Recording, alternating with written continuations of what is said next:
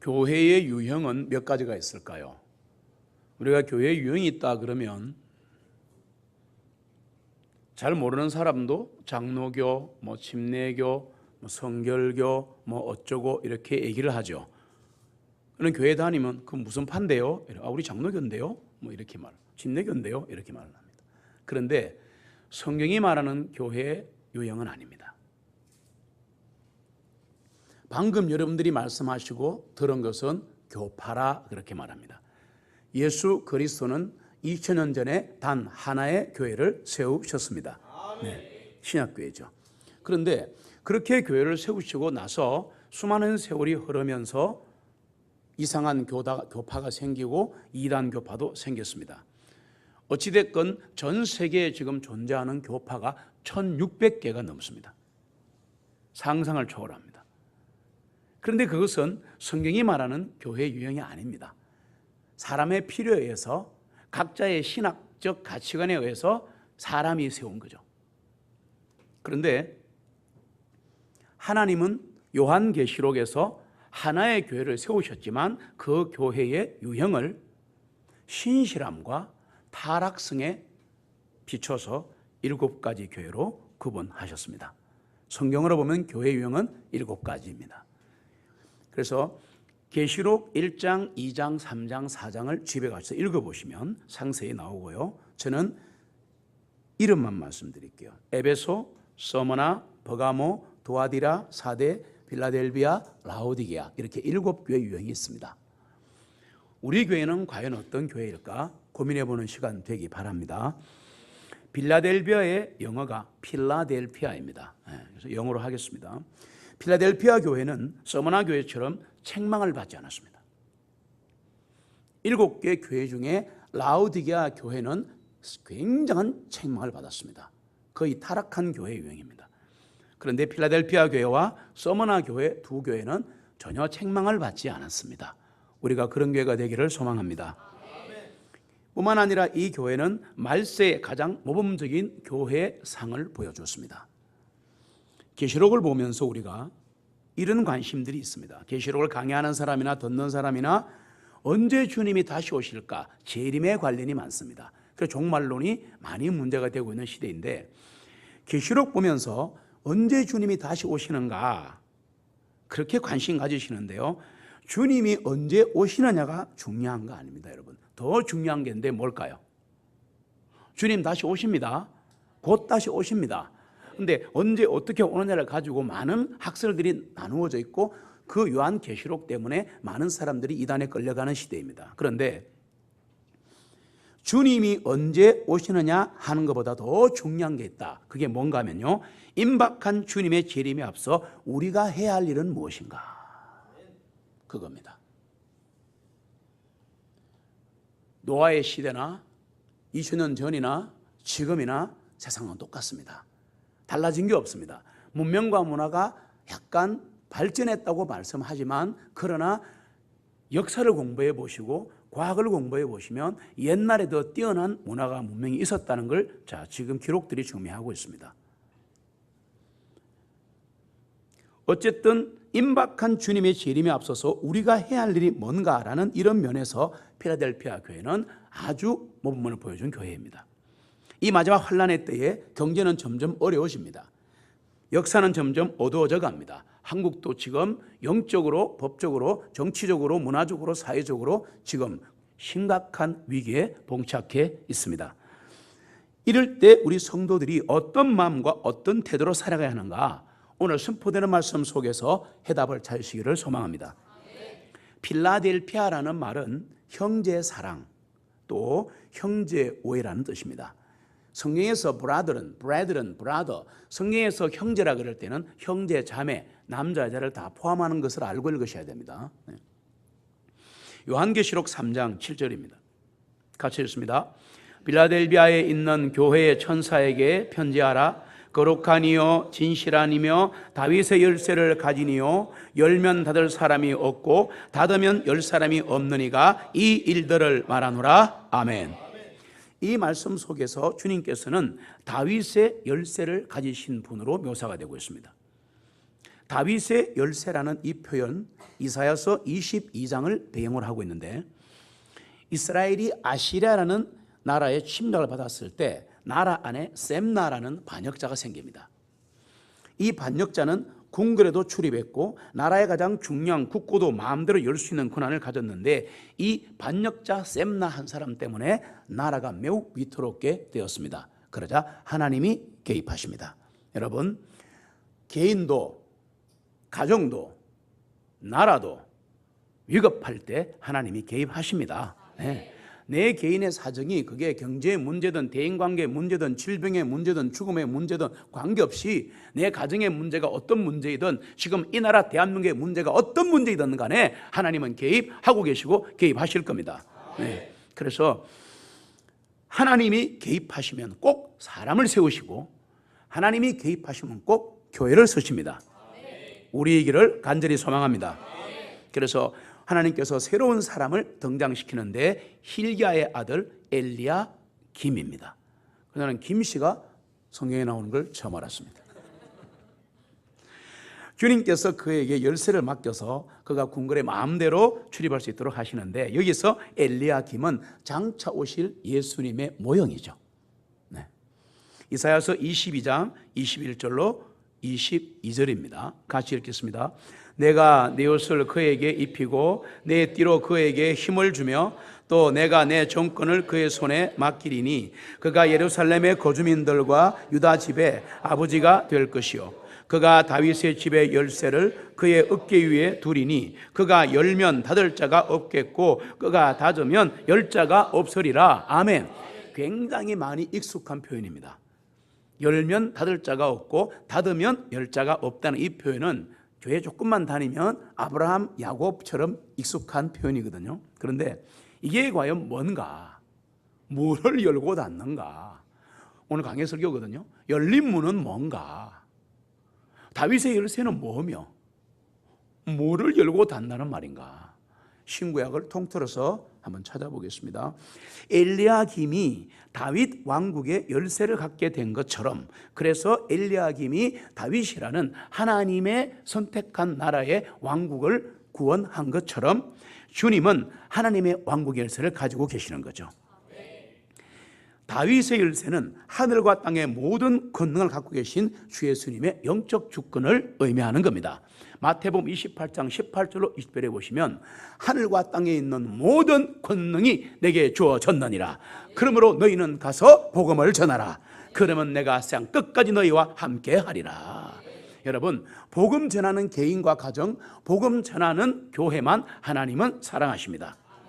그리고 그런 교회가 많은 나라 하나님이 구원하십니다. 우리의 관심은 나에게 있습니다. 언제나 나에게 있습니다. 그것을 MEISM, 미이즘이라 그럽니다. 미이즘이라 그럽니다. 그래서 예수를 믿지 않는 사람들은 언제나 자기 중심이고 모든 게 자기 본이고 모든 게 가정 중심이고 나만 행복하면 됩니다. 이해할 수 있습니다. 예수를 모르니. 그러나 예수를 알고 구원을 받았고 교회를 다닌다는 사람조차도 미이즘이 되는 거예요. 지금 이 시대가. 이것을 자기 중심주의라 그렇게 말하는 겁니다. 나 중심주의. 오직 나입니다. 오직 나. 그러니 모든 시각이 다 내가 기분 좋아야 다 기분 좋고 내가 좋아야 교회도 좋은 것이고 내가 좋아야 하나님도 좋은 것입니다. 그러나 이것은 완벽한 사탄주의입니다. 오늘은 말씀드리고 싶습니다. 인본주의입니다.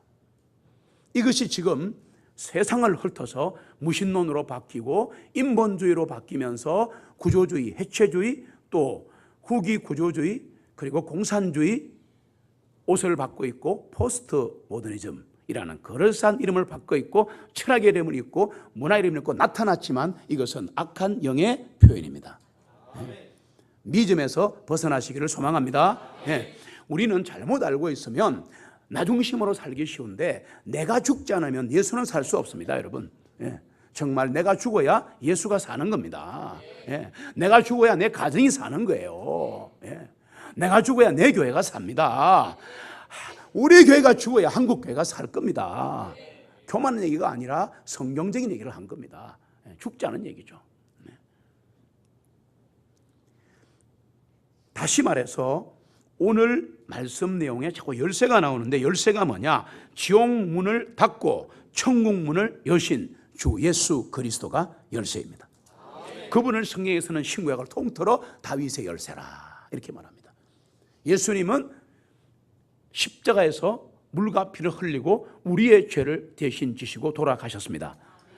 그리고 부활 성천하셨습니다. 다시 왕으로 오실 겁니다. 그런데 지금도 그분은 왕으로 계십니다.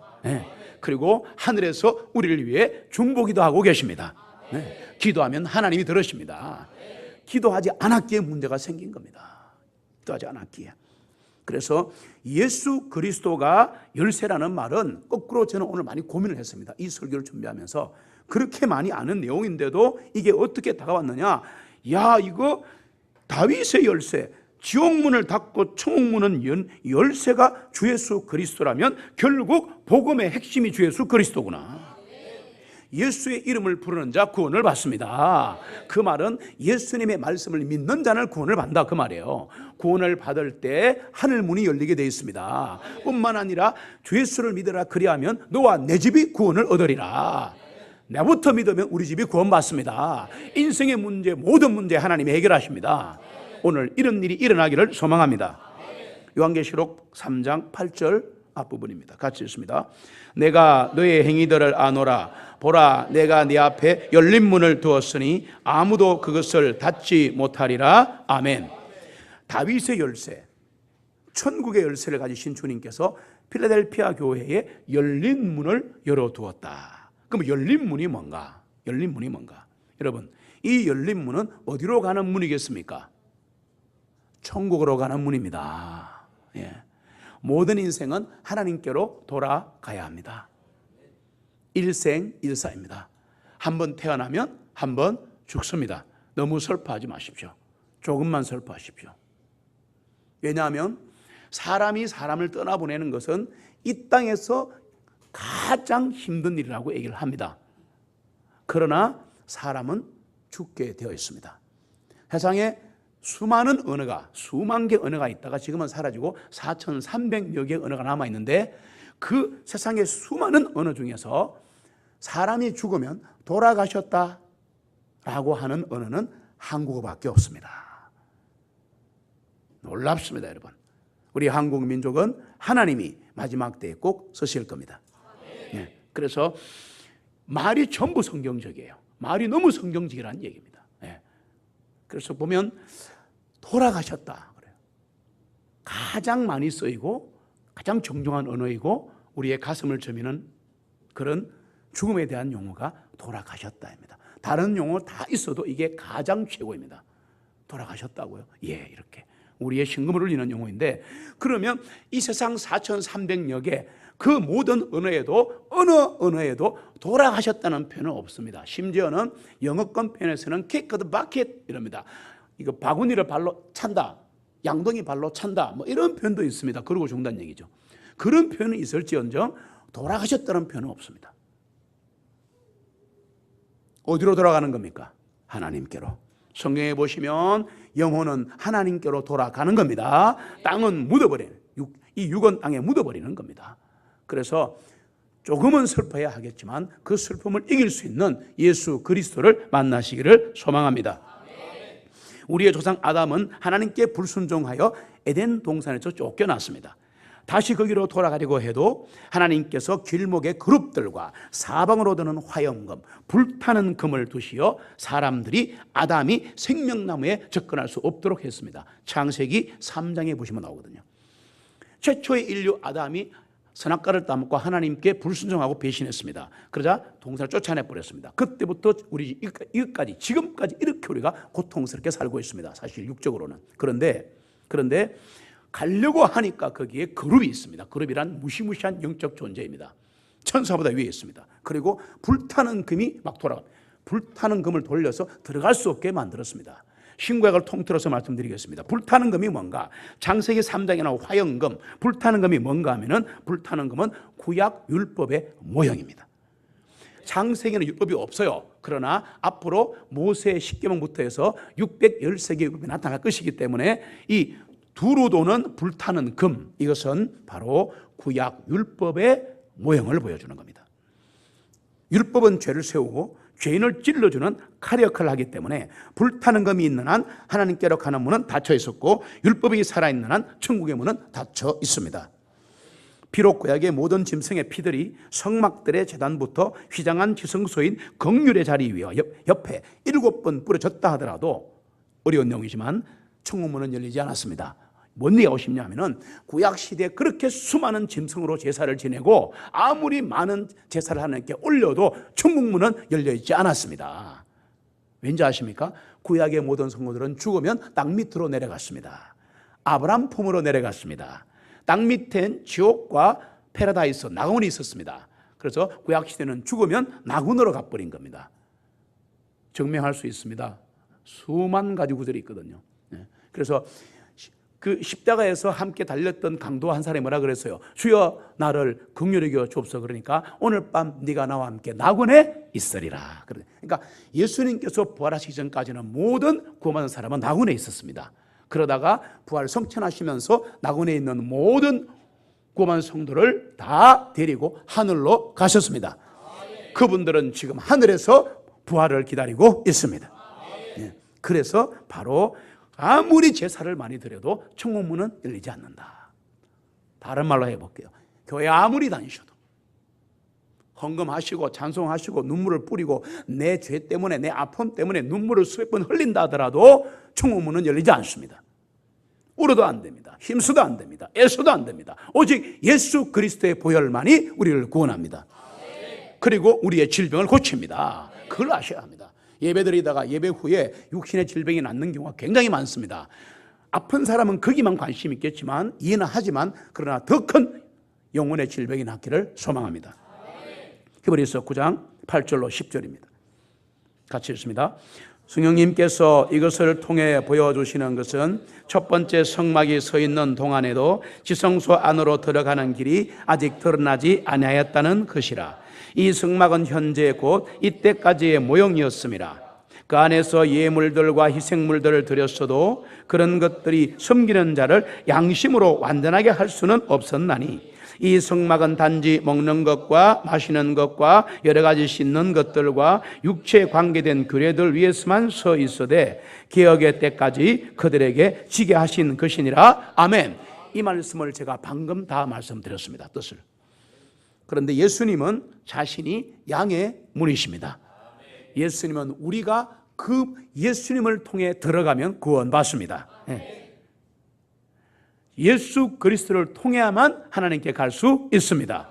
보혜를 지나야 주님께 갈 수 있습니다. 예수님은 자신의 육체가 찢기심을 당하셔서 모형이었던 휘장을 찢어버리셨는데 그러면서 천국문인 지성소를 열어주셨습니다.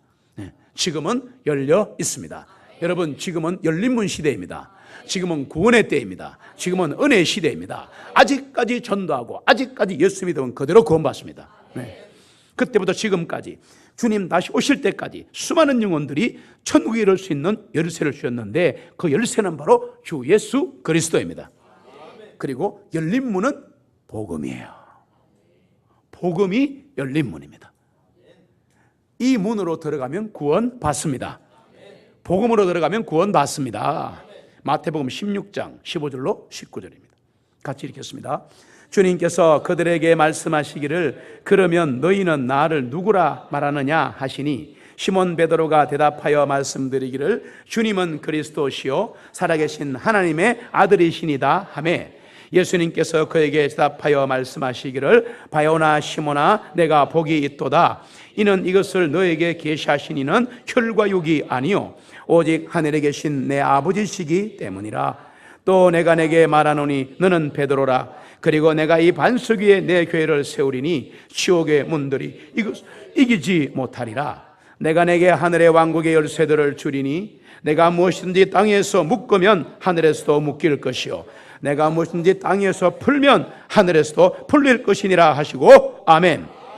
이 말씀을 들은 베드로 시간이 흘러 예루살렘에서 천국문을 열어 구원의 복음을 전하자 한 번에 3,000명이 구원받습니다. 연이어 5,000명이 구원받습니다. 이런 역사가 일어나기를 간절히 소원합니다. 그러다가 고넬료 집안에 복음이 전파되자 복음의 열쇠는 이방인의 사도인 바울에게 전달되어서 지금 이 순간 우리 앞에 천국문이, 구원문이 열려 있습니다. 복음이 선포될 때, 예배할 때, 말씀이 선포될 때, 성경 말씀을 읽을 때, 전도 받을 때, 전도할 때 우리 앞에 천국문이 열립니다. 구원의 문이 열립니다. 열린 문이 열려 있습니다. 들어오는 자 누구나 다 구원 받습니다. 예. 우리 사랑진 교회에도 올해부터 천국문이, 구원의 문이 활짝 열려 있습니다. 천국문인, 구원의 문, 영혼구원의 문이 열려 있다 하더라도 여러분 성령의 음성에 항상 귀를 민감하게 기울여야 합니다. 그래야 열매가 있습니다. 무조건 나간다고 되는 게 아니에요. 사도행전 16장 6절로 10절입니다. 같이 읽습니다. 이제 그들이 보로기아와 갈라디아 지역을 두루 다닌 후에 성령님께서 아시아에서 말씀을 선포하는 것을 금하셨으며 그들이 무시아에 이르러 비두니아로 들어가려고 애썼으나 성령님께서 허락하지 아니하심으로 무시아를 지나 드로아로 내려갔더라. 그 밤에 바울에게 환상이 나타나 한 마게도니아 사람이 서서 그에게 간청하여 말하기를 마케도니아로 건너와서 우리를 도와달라 하니라.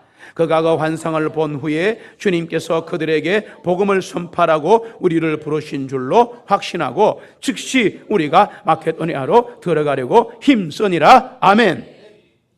내용을 설명할 필요 없습니다. 여러분, 하나님이 닫아 놓으신 곳에 억지로 가려고 하면 안 됩니다. 시간 낭비죠. 물론 그것을 위해서 기도해야 되겠지만 효과적인 전도는 하나님이 문을 열어놓은 곳에 집중 투자하는 겁니다.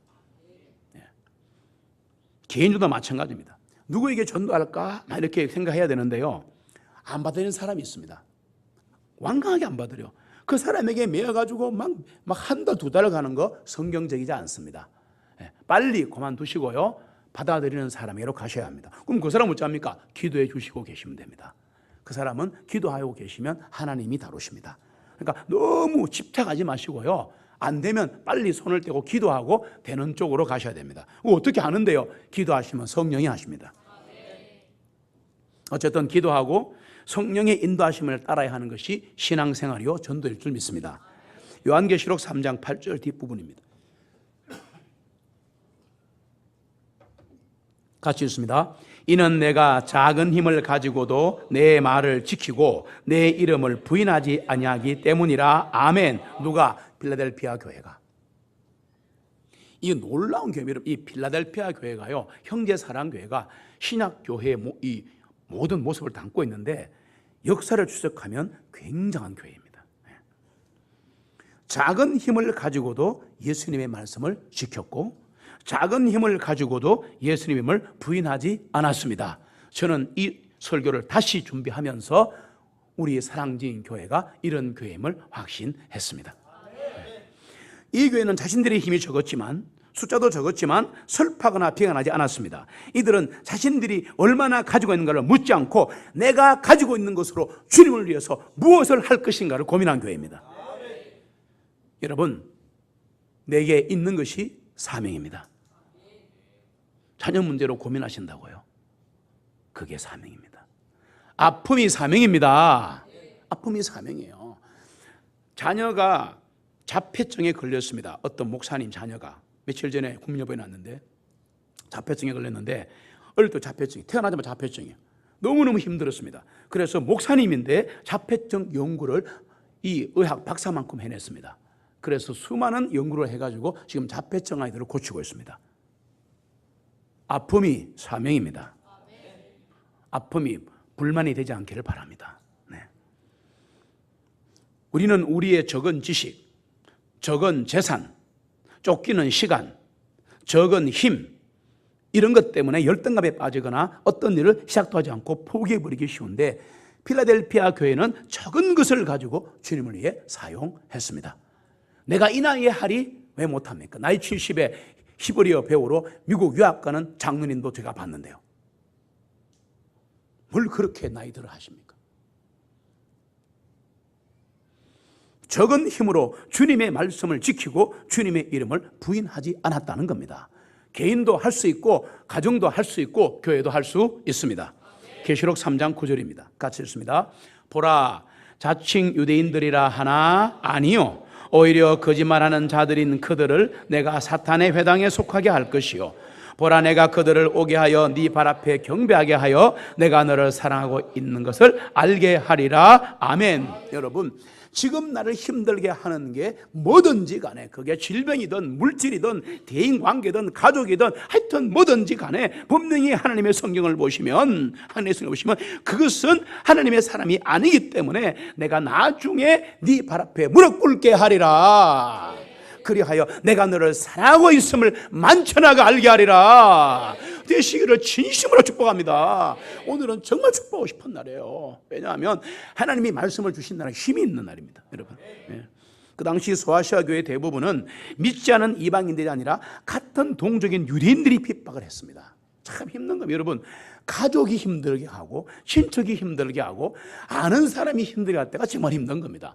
모르는 사람이 힘들게 하면 안 보면 되는데, 같은 직장 동료가 힘들게 하잖아요. 저는 직장 떠나고 싶어요, 정말. 저도 생활해봤지만. 그러니까 같은 유대민족이 핍박을 하는 거야, 교회를. 얼마나 힘들겠습니까? 여러분, 가까운 사람이 나를 괴롭히고 그 때문에 고난이 오면 우리는 그 사람을 원망하거나 내 인생을 원망할 그런 확률이 높죠. 그런데요, 필라델피아 교인들은 같은 종족인 유대인들에게 고난과 핍박을 받으면서도 너희들 왜 그래? 왜 같은 종족인데 우리를 핍박하는 거야? 이러면 안 되잖아. 그렇게 안 했습니다. 하나님 말씀에 비추어 어떻게 해야 될지를 고민했습니다. 여러분, 인생에 문제가 생기고 가족에 문제가 생기고 내 인생에 환란이 생기고 가까운 사람 때문에 너무 힘들 때는 그 사람을 보지 말고 하나님 말씀 보시기 바랍니다. 하나님을 바라보시기 바랍니다. 그러면서 내가 어떻게 해야 하지를 성령 하나님께 물으시기를 바랍니다. 하나님이 답 주십니다. 인간관계가 어려워질수록 어떻게 인간적으로 고민하면 더욱더 어려움에 빠질 때가 많은 겁니다, 여러분. 그러지 마세요. 인간관계가 어려워지고 인생에 문제가 생기면 하나님과 나 사이의 관계를 살피시기를 바랍니다. 내 이웃 때문에, 내 가족 때문에, 물질 때문에, 질병 때문에 아픔과 상처와 괴로움을 당하면서 내가 하나님을 향해서 가져야 할 마땅한 태도가 무엇인가를 생각하는 사람, 이런 사람은 결코 패배하지 않습니다. 쓰러지지 않습니다. 꼭 다시 일어납니다. 하나님이 이렇게 세우시는 거죠. 계시록 3장 10절로 13절입니다. 같이 읽겠습니다. 내가 나의 인내의 말씀을 지켰으므로 나도 너를 유혹의 때로부터 지키리니 이는 땅 위에 거하는 자들을 시험하기 위하여 온 세상에 임하는 때라. 보라, 내가 속히 오리니 내가 가진 것을 굳게 붙들어서 아무도 내 면류관을 취하지 못하게 하라. 이기는 자를 내가 나의 하나님의 성전에 기둥이 되게 하리니 그가 다시는 나가지 아니하리라. 내가 내 하나님의 이름과 내 하나님의 도성의 이름 곧 하나님께로부터 하늘에서 내려오는 새 예루살렘의 이름을 그의 위에 기록하리라. 귀 있는 자는 성령님께서 교회들에게 말씀하시는 것을 들을지어다. 아멘. 인내의 말씀을 지켰으므로 나도 너를 유혹의 때로부터 지키리라. 여러분, 인내의 말씀을 지키면 참고 기다려라. 여러분, 신앙은 기다림이에요. 절대 기다림이에요. 다른 사람을 위해서 그런 것도 아니라 나를 위해서도 내 이 모양 이 꼴이라도 기다리고 있으면, 떠나지 않으면, 인내의 말씀을 지키고 바둥거리고 있으면 나도 너를 유혹의 때로부터 지키리라. 하나님이 말씀하시는 시험의 때로부터 지키리라. 힘들고 어려워도 지금 내 모습이 이렇다 하더라도 그래도 하나님의 말씀은 붙들고 가시기 바랍니다. 그러면 하나님이 시험의 때에 우리를 지키십니다. 놀라운 성경 기록과 역사 기록이 있습니다. 7교회가 다 사라져 갈 때까지 7교회는 두 가지 더블 미닝이 있습니다. 요한계시록 1장, 2장, 3, 4장에 보시면 7개 교회가 나옵니다. 막 나오는데 그것은 뭘 말하는가 말씀드린 대로 그 당시 진짜 있었던 교회 이름입니다. 7개가 있었어요. 그런데 시대가 지나면서 그 교회들은 어떤 유형을 상징합니다. 타락한 교회, 배도한 교회, 첫사랑 잃어버린 교회, 끝까지 신실한 교회, 이런 유형을 나타내는 겁니다. 그 중에 최고가 필라델피아 교회입니다. 이 7교회가 역사 속에서 무대에서 사라질 때까지 필라델피아 교회는 소아시아 지역에 끝까지 살아남아 있던 교회였습니다. 복음을 들고 끝까지 영웅구령을 했던 필라델피아 교회, 그 교인들은 1차 대전 때까지 남아서 복음을 전했답니다. 와! 그리고 남은 사람들이 전쟁이 끝나자 그리스로 떠났다는 기록이 있습니다. 실존하는 교회입니다.